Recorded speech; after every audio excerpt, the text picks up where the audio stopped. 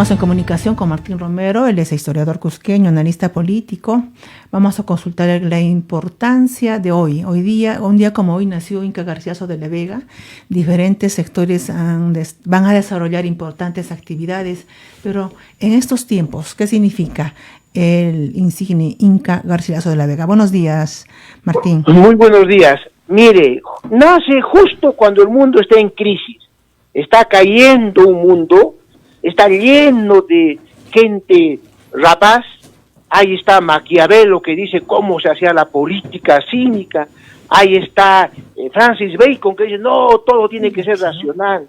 Ahí están las monarquías absolutas que sacan a la iglesia y a la moral de toda política. Entonces Garcilaso nace justo cuando todo ese mundo está cambiando.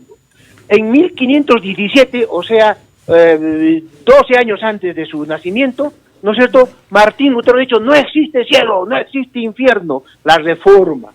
Entonces, Garcilaso, los jesuitas, ¿no es cierto?, que surgen para responder a ello, Garcilaso es jesuita, ¿no es cierto?, es un grupo político, empresarial, ¿no es cierto?, religioso, que comienza a decir, no señor, tiene que gobernar de nuevo una espiritualidad. Y ahí vienen los neoplatónicos. Estos hombres, ¿no es cierto?, que como San Agustín decían, que el gobierno debe estar en manos de los mejores, de los más espirituales. ¿Y cómo hago? ¿Cómo hago?, dice Garcilaso de la Vega, para proponer un mundo mejor, más espiritual, ya, donde no haya tanto cinismo, como lo narra Maquiavelo. Ya, voy a inventar un pretexto. Y el pretexto es escribir sobre los incas. Y decir que en los incas había un gobierno como yo propongo.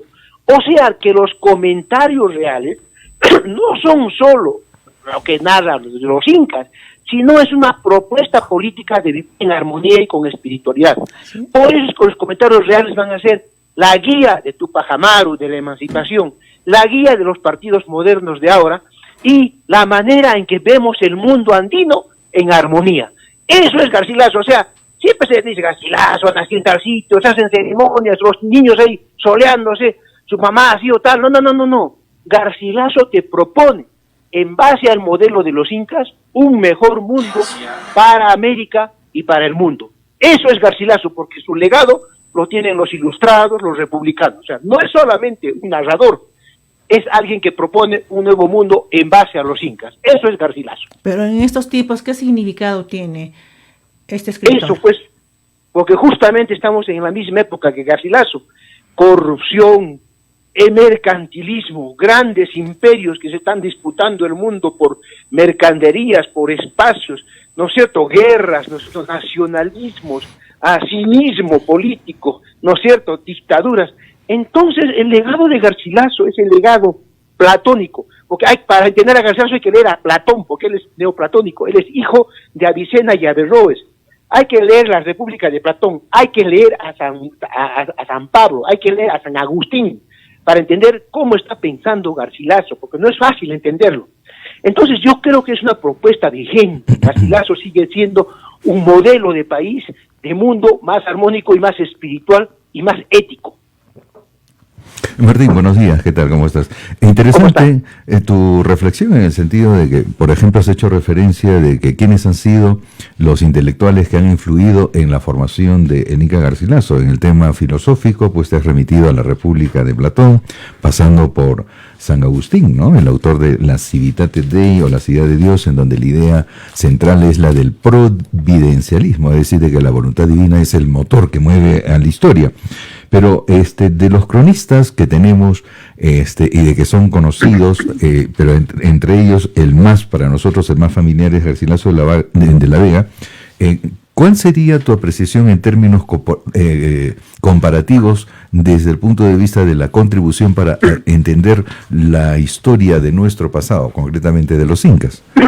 Justamente esa, pues, porque Garcilaso es el más ilustrado, el más formado. José Durán, el garcilasólogo por excelencia, publicó lo que leía Garcilaso de la Vega. No te exagero, son como 120 páginas a dos caras con letra 8 chiquitita, la cantidad de libros que ha leído, la cantidad de experiencias políticas que ha tenido, las disputas que ha visto entre el linaje de su padre, que son los Aylus, y los linajes de su madre, que son las Panacas. También por eso escribe los comentarios. Es el más ilustrado, es el hombre más completo. Por eso es que sus palabras, cada párrafo de lo que escribe Garcilaso no es solo una narración, que tú puedes tomarlo como una narración, sino son ideas que te da propuestas. Y justamente en esa armonía, ¿no?, de combinar los dos mundos, porque algunos cronistas mucho le daban fuerza a lo indígena, otros mucho a lo español, pero Garcilaso te armoniza, te hace ver que este es un mundo donde tenemos que convivir, y justamente pues da en el centro mismo de lo que debemos hacer. Por eso es grande, y porque idealiza lo inca y lo pone en un nivel alto, conceptualmente mejor que todos los cronistas. Y no es más que cronista, o sea, dejemos de verlo solo como cronista. Es el primer hombre que piensa un modelo de Perú, de Andes y de mundo. O sea, es mucho más que un solo historiador. En ese punto se estaría, digamos, disputando espacio con el otro, Guamán Poma de Ayala. De Ayala. ¿No? Así sí, es. Claro, pero el problema de Guamán Poma es que narra bastante, no tiene mucha interpretación, tiene limitaciones.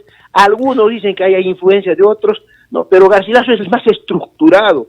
Porque no solo tienes que leer los comentarios reales, tienes que leer Historia General del Perú, la Florida del Inca, que se ha perdido de la biblioteca del Cusco, la edición prima, y no sé dónde estará. Tienes que leer tus escritos, tienes que leer las cartas de León Hebreo, tienes que leer su formación platónica. O sea, es una monstruosidad. Que hagan ceremonias para hablar de su vida, que sus anécdotas, es una falta de respeto. Hay que rescatar al Garcilaso visionario y que sigue todavía vigente en su propuesta de armonización y un gobierno espiritual y ético. ¿Y cuál es tu impresión, Martín, respecto a esa comunidad académica que existe en Cusco, respecto a los seguidores y cultivadores del legado intelectual de Inca Garcilaso de la Vega? Y sobre todo, ¿cuál sería la recomendación a las autoridades educativas para que las nuevas generaciones tengan, digamos, una relación amigable de conocer no solamente la biografía, quién fue, sino qué significa, como señala Erlinda, Garcilaso a la luz del siglo XXI? Eso, justamente, me parece excelente que haya comunidades académicas, grupos, pero que hablen no pues como un pasado, lectura, sino interpretando en función de los hechos actuales, de las necesidades actuales. La educación no sirve tu cultura, no sirve lo que hagas, no sirve la historia para nada, si es que esa no lo vas a aplicar en el futuro en solucionar problemas. Es como si un médico supiera perfectamente de las enfermedades, perfectamente de biología y de oncología, pero no sabe curar. ¿Para qué entonces sabe eso? Entonces, si la historia no te da una ayuda, Garcilaso, las crónicas, la historia, no te da una ayuda para ver cosas ahora, interpretar el mundo, ayudar a entenderlo y a solucionarlo, entonces no sirve. Y qué bueno que hayan este movimiento, pero no solo porque es Cusco, Garcilaso por Garcilaso, no, tiene que ser en base a una reflexión y en base a algo más pragmático y programático y solucionable, ¿no es cierto? Así es. Martín, muchas gracias. Gracias por contestar a Conexión Universal. Interesante el mensaje que nos has dado. Hasta pronto. Siempre grato, un gusto. Hemos conversado con Martín Romero.